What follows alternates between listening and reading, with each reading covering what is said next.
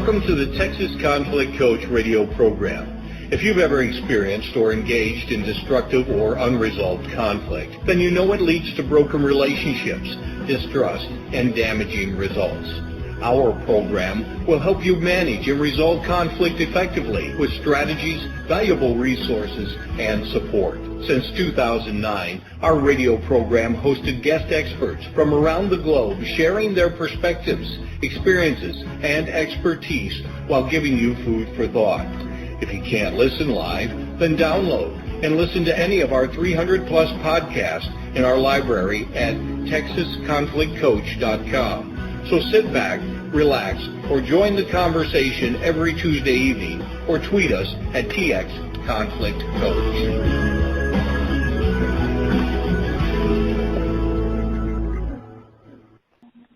So we continue our Culture and Conflict series with Milagros Phillips on the healing topic, transforming our inner conflict. Whether we are aware of it or not, we live in a racial world which proposes equality but is firmly set on hierarchy, inequality, and separation. Patterns of racial dysfunction have been handed down from generation to generation. So how do we transform these patterns and begin to live the connection that is part of our natural human existence? Milagros Phillips specializes in transforming relationships between the races using a powerful non-confrontational approach that leaves participants empowered and hopeful. Her program, Transformation, Race and Healing, a compassionate approach to the healing of America, has empowered hundreds of organizational leaders. Now, we do have the chat room open on Blog Talk Radio, and thank you, guests, for joining us. I encourage you to leave your comments and questions there, and I'll bring them into the program. We are also running a Twitter feed tonight. We're using the hashtag TCC Radio. And if you do call in, we won't be taking live callers' questions, but I do, again, encourage you to join us in the chat room and in the Twitter feed with TCC Radio. So, Milagros, thank you so much for being part of our program tonight to educate our listening audience around the world. Thank you so much, Patty, for having me. It's really exciting for me to be able to connect with you and with your audience, and we will see what happens this evening. Well, let's do, because I think this is such a very deep kind of conversation, and I was so excited when you and I talked ahead of time about the kinds of things you were doing. It wasn't just about training, but it was really getting into that healing journey. And so let's kind of start with that, which is your own personal story and journey to racial healing and transformation, and really kind of how this shapes what you do today. Sure, yeah. I am a reluctant race facilitator. It wasn't something that I really wanted to do or was looking to sign up anywhere to do. This started back in the mid-'80s, really, was when I started to do some diversity work very slowly. But what I realized was that race was always coming up. And so while I was doing diversity work in general, dealing with issues of gender and sexual orientation and, just a variety of things, the one topic that people were trying to avoid the most was the topic of race. And my personal journey has been, as a Black Latina, an Afro-Latina, that has been my journey. It's been a journey of really having a deep personal experience around issues of race. So, I was doing diversity work in organizations, and what I realized was really needed was to stop avoiding the topic and to really learn to talk about it. So I embarked on a journey that it was really a very personal journey. It was a journey of my own personal healing and transformation, because I was trying to understand why some things were or weren't happening in my life, why there were times that it was difficult to get a job and people would make comments that I knew were just completely out of place. In terms of being someone who's going to be hiring a person, and so I had a lot of different experiences. Even as a young child, I had a lot of racially charged experiences. So, and I was born and pretty much raised, right? I lived, at least till I was 10, in the Dominican Republic, which is one of the most racist countries in the world. A lot of people don't realize that, but there's an incredible amount of racism in that country still today. So, when I came to the U.S., race was more, it actually was more open here because I came to live here during the civil rights movement. I mean, right up smack in the mid-'60s. And so my experience was rich in terms of what was happening in the country at the time. So my journey has really taken me full circle of, looking externally at what's happening in the world, what's happening in the U.S. racially, what's happening in our communities, to really taking it and bringing it inward and really asking what's happening with me. And that really became the source of the training that I do. Why was that so important to focus on the inward journey? Well, for me, I mean, what I became aware of was I didn't have that much, I couldn't really control what was happening outside of me. But I could control what was happening inside of me. And when you're dealing with issues of race, it's such a disempowering topic. That's why no one wants to talk about it, because it's such a disempowering topic that I needed to find a place of power in order to be able to deal with it in a way that was empowering to me as well as to the people around me. So I really needed to look at what was going on inside of me, what did I internalize from this journey, what was I holding on to, what were the things that made me angry, what were the things that really made me feel strong and healthy, and just really begin to dismantle a lot of the dysfunction around race. And the self-dislike and the self-hatred and all those kinds of things that people don't often address, but is there. And if we're going to get healthy, we have to look at it, we have to address it, and we have to find a way to come to terms with it. That's so powerful what you just said, because one of the obvious questions that was coming up for me is, why are people avoiding it? And I mean avoiding it in a real deep way. So I appreciate you answering that question. We'll talk a little bit more about this empowerment. But what's so powerful is about how you internalize those emotions, those reactions, those experiences that might have very well been very negative. And like you said, how you came full circle and looking at dismantling those dysfunctions. So one of the things is we're talking about racial conflict, transforming this inner conflict.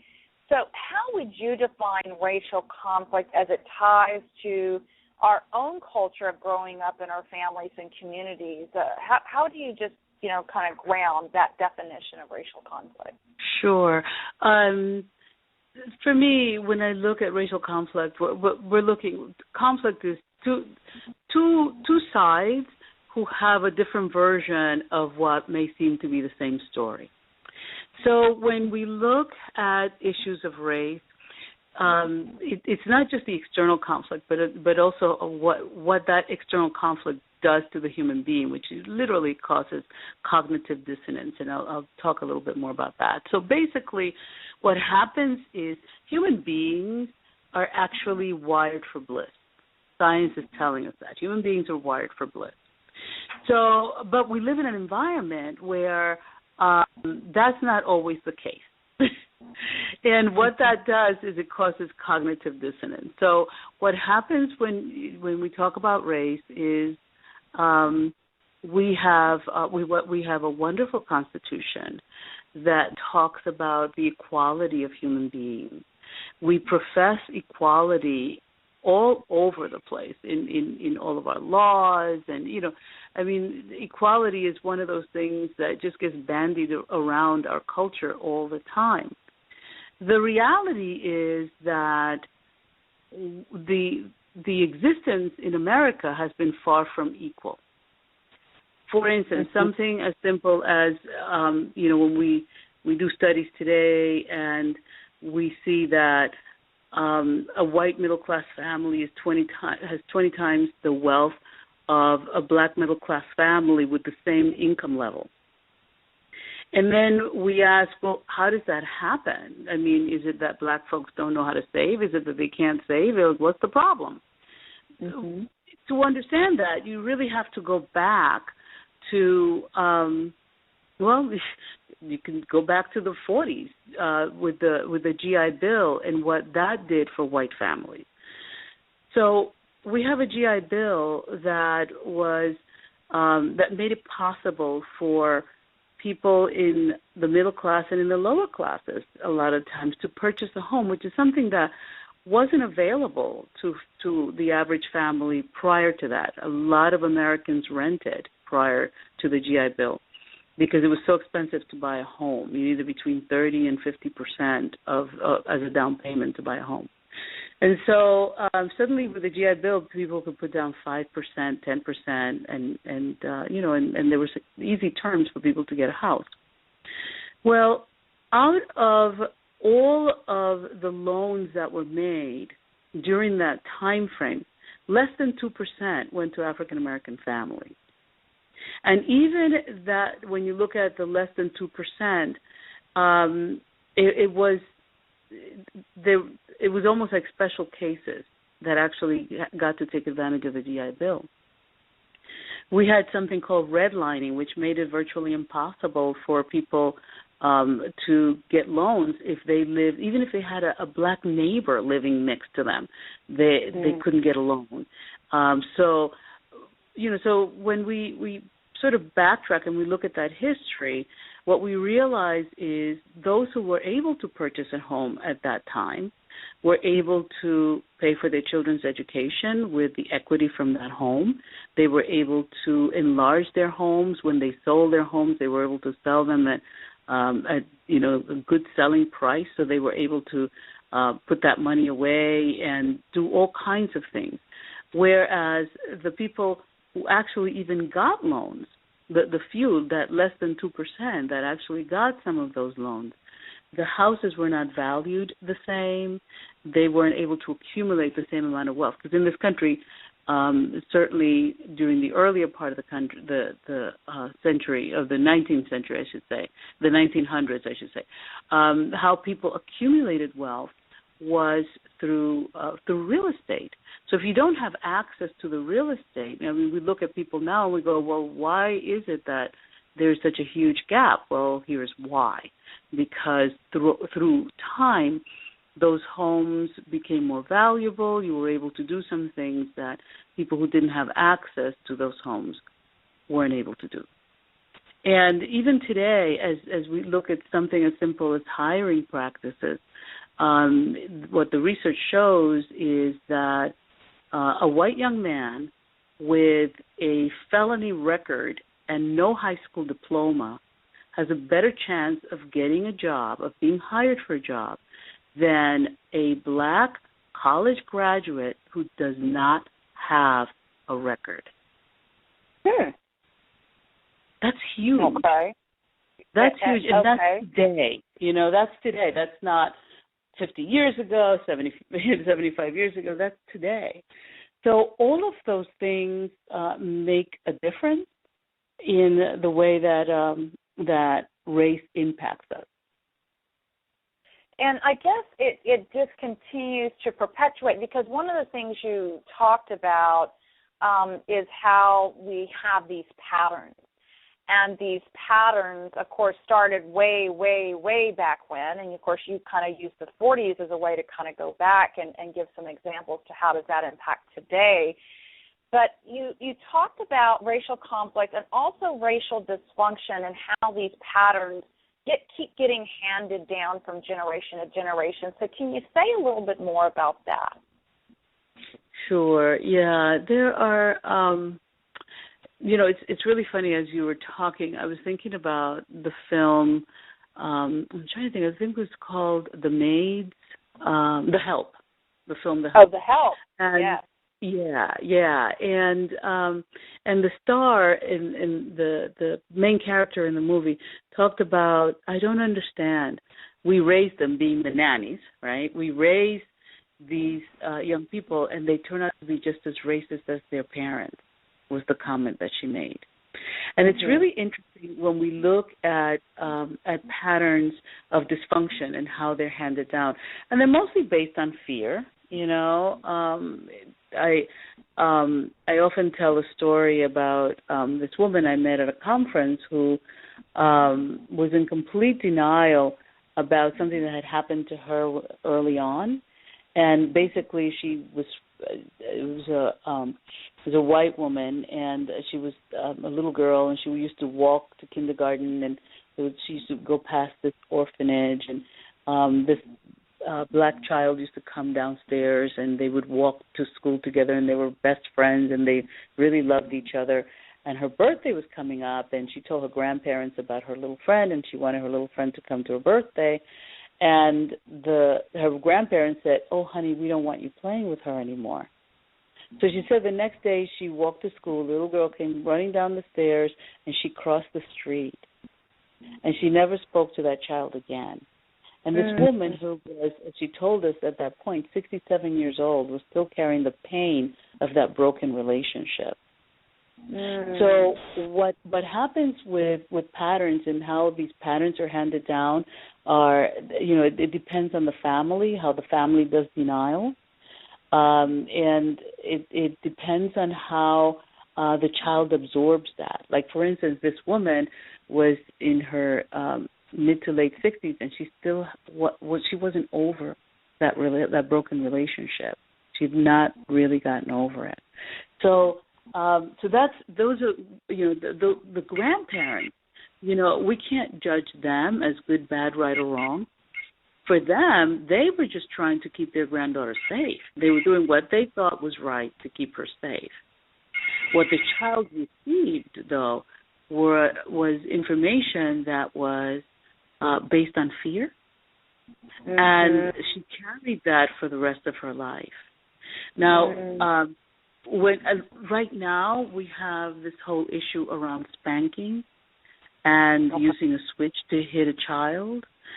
These are all leftover patterns from slavery. That was how people were made to conform. It was how they were, you know, people were beaten to go along with whatever the program was. And the program could be anything from doing the work to being raped on a regular basis, if you were female particularly.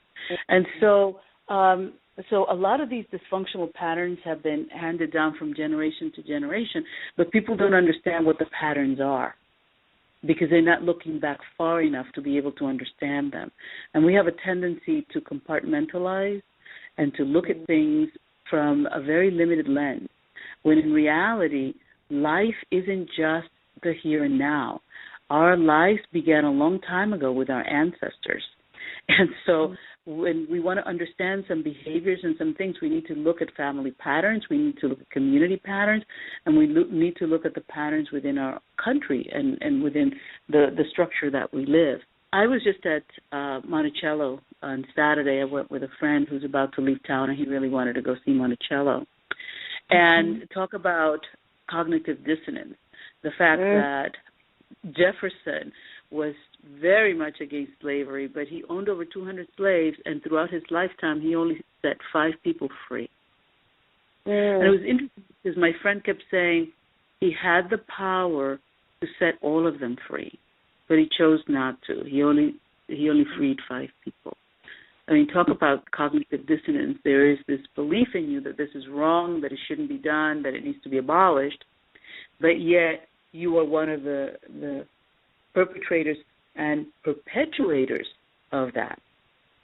And it's, you know, how do you live with yourself and how do you justify it?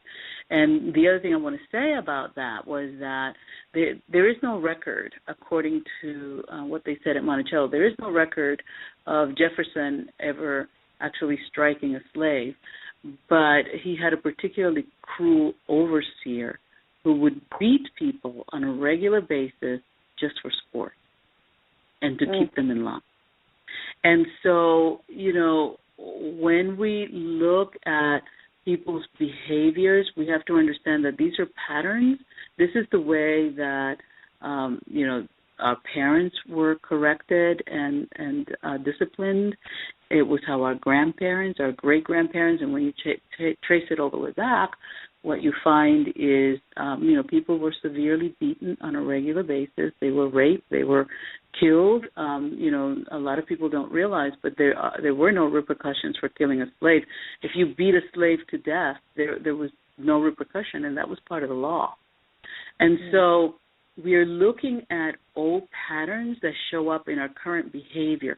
And the reason they show up in our current behavior is because there is no real awareness.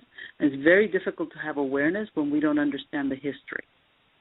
So one of the things that I do in my programs is I talk a lot about history.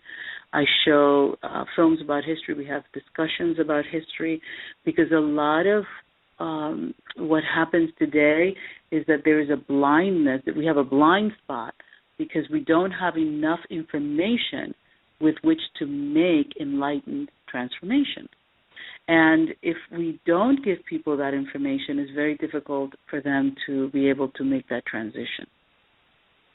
And I would assume then from this conversation that when we talk about the patterns, the cognitive dissonance, the experience that each of we have had, it's not just a one-way street. That's not those who were the targets or the victims of the perpetrator, but like your friend who was instructed by her grandparents, to not, be friends with her, and holding all of that pain and probably shame, I imagine. We're talking healing from both sides, right? Yeah, exactly. Oh, absolutely. The trauma that is caused by these dysfunctional patterns in the society, and the fact that people are constantly being re-traumatized, that's another really important thing to understand, that people are constantly being re-traumatized. And it's because of the work I do, I tend to look at things through a slightly different lens from but probably the average person, how the average person would look at it. Like I look at what happened in Ferguson, and I realize that when we have these things that happen and the whole country is made aware and people divide along racial lines, a lot of people spend a lot of time looking at what happened, who did what to whom, how did this happen, and those kinds of things. But we spend very, very little time being self-reflective and asking ourselves, what did I do to create this? How did I collude with the dysfunction to be able to create this? Because when you look at how images are formed, that's really important, to understand how images, the images govern us very much, whether we're aware of it or not. So I'll give you an example. I have a film that I show in one of my seminars, and a person is asked, did you grow up reading Bible stories? And the person said, oh, yes, I did, every night at 8 o'clock at either my mom or my dad's lap. And then the person is asked, when you looked at the pictures in the books, did the people in the pictures look just like you? And she said, yeah. And, it's so interesting because children learn from images long before they learn to read words. And so they learn to read pictures. And in pictures, we always say a picture tells 1,000 words, right? So if the pictures the pictures you're looking at of the heroes and heroines in the books that you're reading look just like you, And then you go to school, and everyone in those books looks just like you. And you turn on the television, and the leaders of the world and the people in power and the people who are wealthy pretty much look just like you. You're gathering information from the images that you're exposed to, and you're formulating and reformulating your own personal identity based on that. And so as you begin to imagine yourself in the world, you imagine yourself as one of the people that can, that can be in power, one of the people that can, accumulate wealth. You begin to see yourself as part of those images.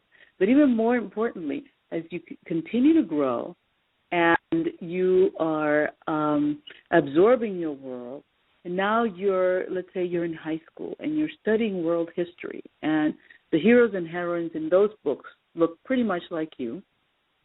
And you go to college and you study criminology, and the heroes and heroines in that you're exposed to pretty much look just like you, and a lot of the so-called bad guys don't look like you. Mm-hmm. And you've formulated and reformulated this image in your mind over and over and over again. You're not necessarily conscious of that. And I'm not even talking about people also telling you things. I'm just talking about what you're absorbing with your mind through the images that you're looking at. And you turn on the television and so on and so forth. And so, you study criminology, you decide to become a safety officer, a police person, and you're chasing somebody up a flight of stairs, and that person turns around and they reach in their pocket. In their mind, in your mind, what is that person reaching for? Because what you formulated and reformulated in your mind is that the heroes and heroines and the good guys look just like you. And the person you're chasing doesn't look like you. So in your mind, that person is dangerous. And very often what happens is you shoot first and ask questions later.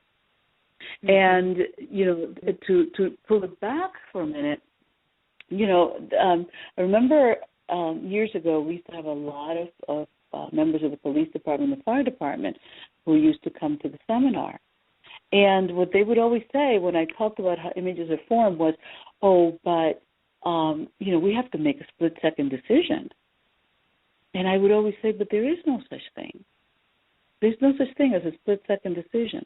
A split-second decision is made with a lifetime of conditioning.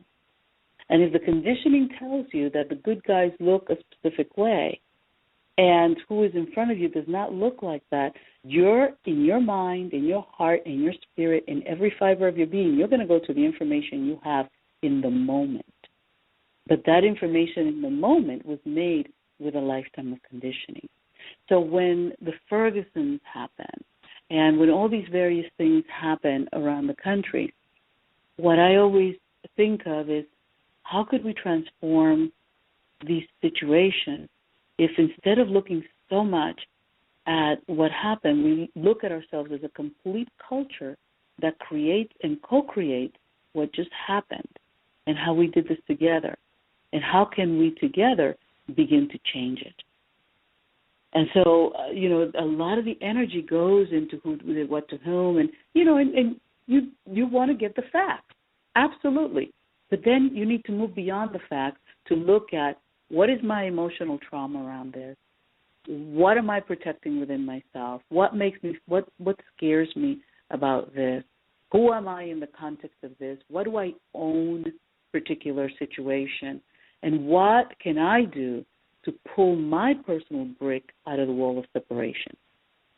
Mm. And if we start to ask those questions when these things happen, and we allow ourselves to be really reflective, not so much judgmental, but really reflective about our own behaviors, the way that we do denial around race, the way we always think, somebody else is doing that, or somebody else does that, or someone else is a racist, or somebody else is. It's always about out there, and rarely is it about in here.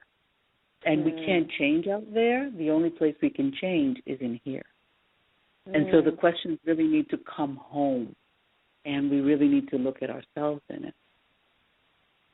I like that way of shifting and recognizing that in order to change ourselves and the world that we live in and the culture that we're living in, the community, not only did you mention, in order to change these current attitudes, behaviors, healing from the feelings that we've had from our own personal experiences is really raising that level of awareness. How do we become, how do we see when we had all these blind spots, as you mentioned, and part of that is really understanding that history, understanding how those patterns, came down from generation to generation, which has created very toxic environments.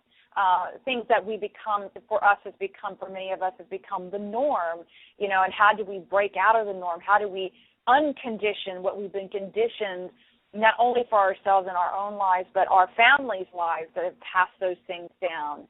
And so I think what I'm hearing you say that is to really make those changes, because we can only control, as you said, we can only control ourselves, is to really start to look within ourselves, to look at what we own, what we contribute, how has this impacted us emotionally, what are the behaviors, consciously or unconsciously, that we're doing to contribute to these ongoing patterns. And my understanding is that a lot of these conversations and a lot of these things that you facilitate and you train is around this transformation and this healing for people.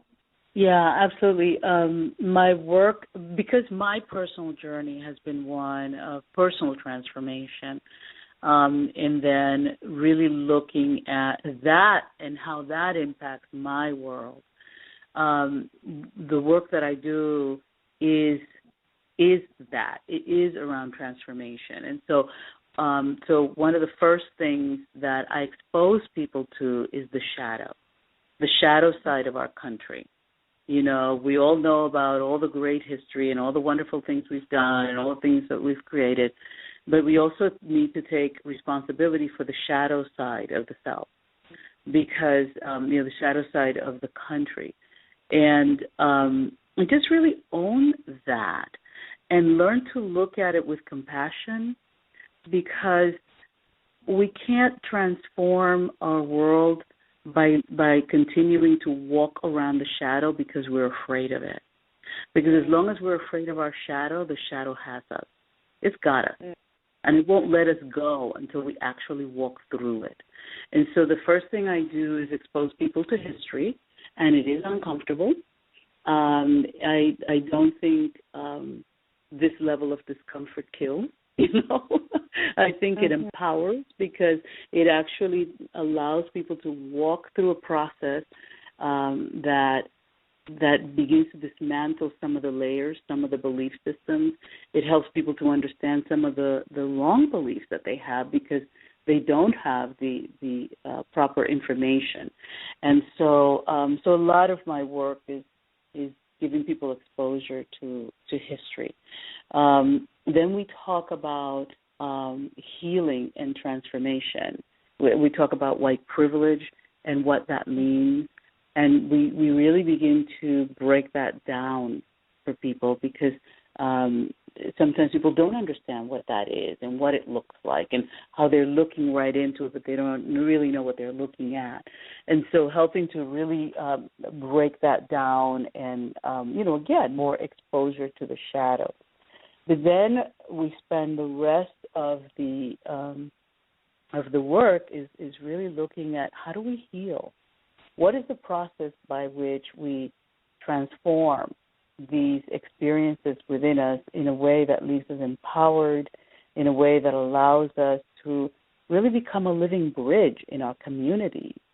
It allows us to really become a living example, somebody who becomes a living witness for those around them, so that you don't have to beat people over the head with, oh, you should and you ought to and you can't and you shouldn't, but rather you become the living example of what it's like to live into the oneness of humanity, to acknowledge that we are one human family. There's only one skin color, and it comes in many shades.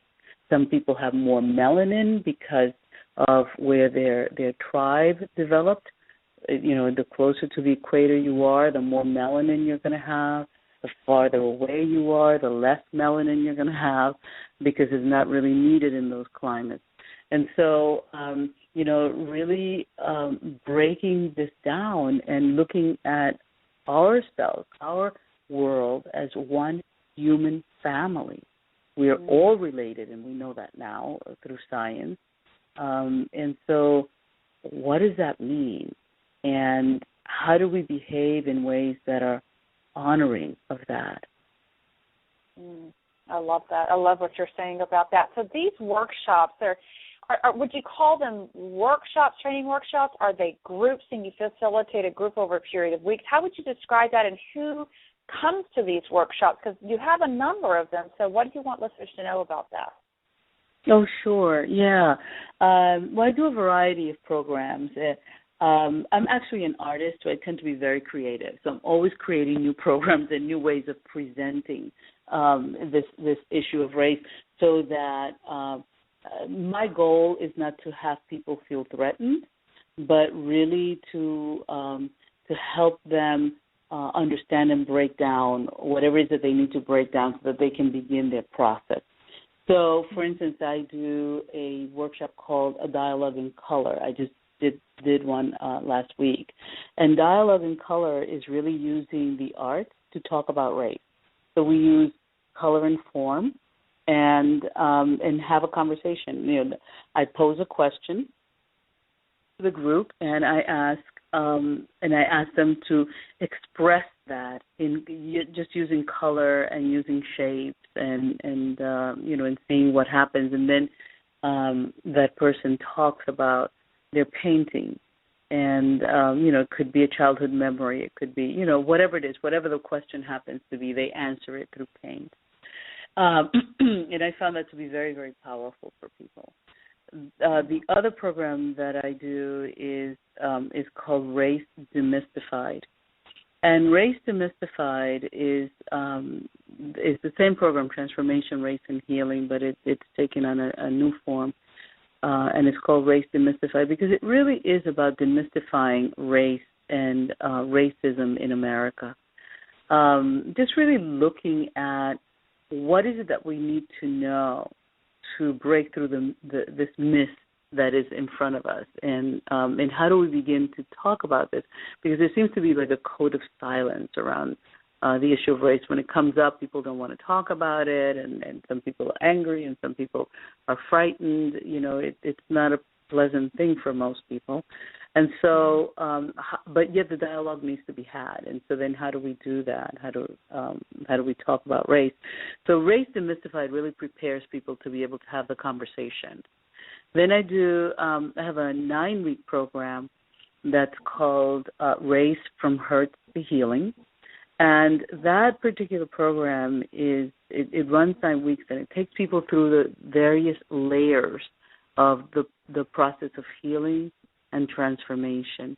And each week we read a chapter in a particular book, and we talk about it, and at the end of the class, each person gets to write what we call an I statement, which, is a statement that says, when I think about, whatever the topic is, I feel, it's really centered around the I, the self, so that people begin to look at themselves within the context of the pattern, within the context of the dysfunction, but with the knowing that they don't have to stay there, that there's a place that they can go, and that place is called wholeness.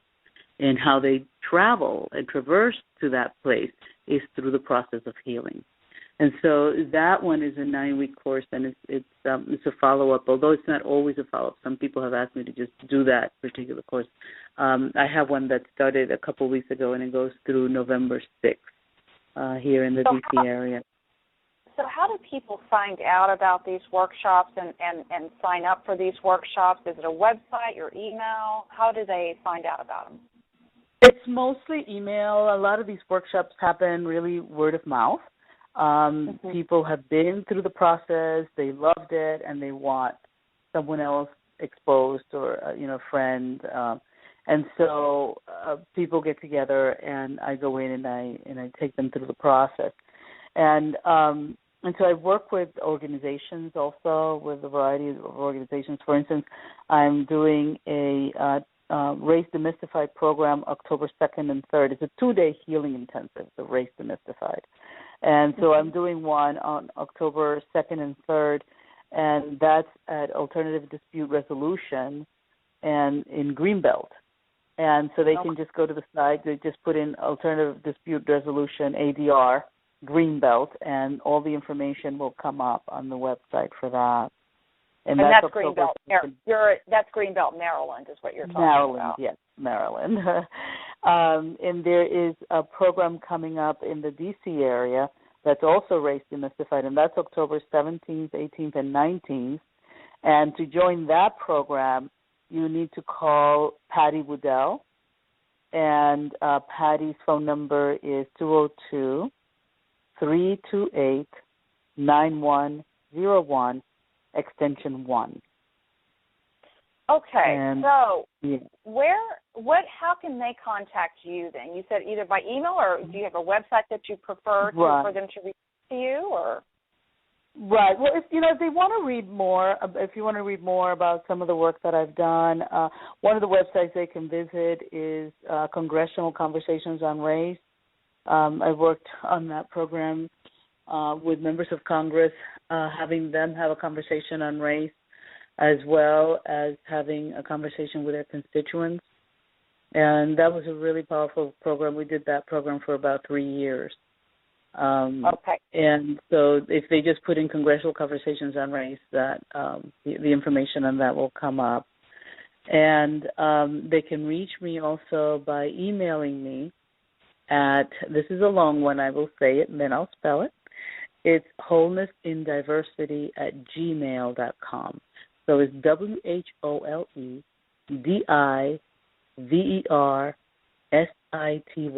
So it's wholenessinddiversity@gmail.com. Okay, excellent.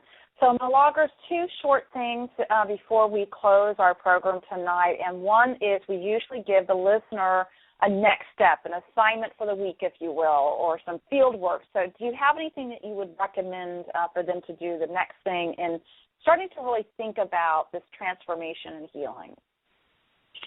Sure. I mean, reading is always a wonderful thing to be able to do. And so I would highly recommend, there's a wonderful book. It's a few years old, but it's an actually really good book because it deals with history. It deals with the incarceration of African-American men, which is huge. And that book is called The New Jim Crow. And The New Jim Crow is by Michelle Alexander. That's a wonderful book. Are you calling it the new, how do you spell it, the new what? The New Jim, Jim, Crow, Crow. The New Jim yes, Crow. Mm-hmm. Yes. Okay. And her name is Michelle Alexander, is the author. And that's an excellent book because it really gives you information about, just a lot of good historical facts. Another very good by Dr. Joy DeGruy, capital D-E, capital G-R-U-Y, DeGruy. And it's called Post-Traumatic Slave Syndrome. And that's a wonderful book.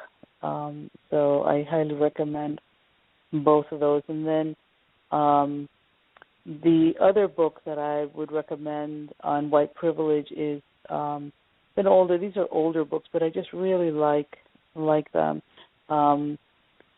It's White Like Me. And White Like Me is by Tim Weiss, W-I-S-E. Okay. All right, so we are coming to a close on our program, and thank you so much for sharing your experience and your very, very interesting programs. And there's so much to learn from what you provide in these workshops and these facilitated experiences, and it is extremely interesting and something I've very, very much thought about based on our our prior conversation and tonight. So again, thank you so much for being with us. What final message, Milagros, would you like to leave with listeners? Well, thank you so much for having me. My final message for listeners is be self-reflective. Ask yourself, what are my own racial patterns, and what do I need to do to dissolve those patterns or to form them? I think that's the best question that you can ask yourself. All right. Thank you so much, Milagros. And everyone, thank you for joining us both in the chat room and in the Twitter feed. Good night. Good night. Thank you. Thank you for listening to the Texas Conflict Coach. We hope you've enjoyed the program. You can find over 300 podcasts archived to listen at your own convenience at texasconflictcoach.com or download the podcast at iTunes or Stitcher Radio. To learn about upcoming radio programs and resources, sign up for our monthly e-newsletter.